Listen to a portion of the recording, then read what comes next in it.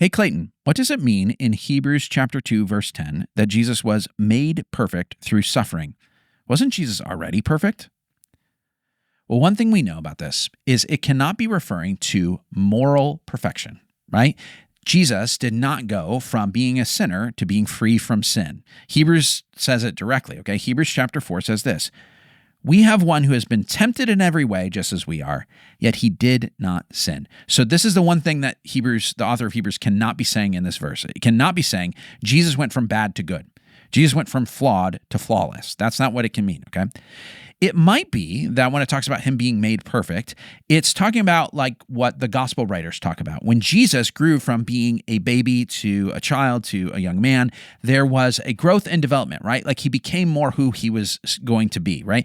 Luke says this, that Jesus grew in wisdom and stature and favor with God and man. So there was a sense that Jesus was becoming more who he was intended to be.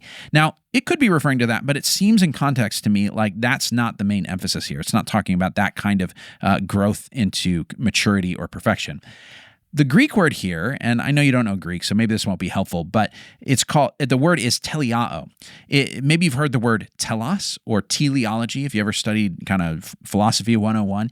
A telos is the goal towards which something is going, okay? The word teleao can mean to finish or to complete or to fulfill or to arrive at a goal, right? It doesn't necessarily mean flawless in the way we mean the word perfect. It means it means finished, right?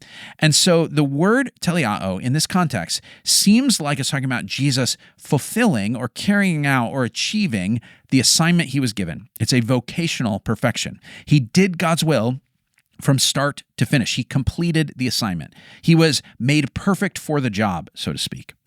Or you might think about this as a sacrificial perfection, right? It talks about how he was made perfect through suffering. Like this is what Jesus came to do. He was going to present a sacrifice to God in his presence. But in order to do that, there was some tasks that needed to be done. He needed to go to the cross and die, shed his blood as the sacrifice, and he becomes the perfect sacrifice. He can present that sacrifice in heaven to God. If he's going to go into God's presence with something, he has to make a sacrifice here. And so he sacrificed himself. He became perfect for the sacrificial offering he is making in heaven.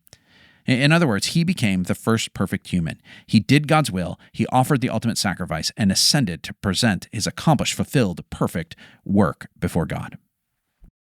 Thanks for listening. If you've got your own questions, email questions@BibleSavvy.com.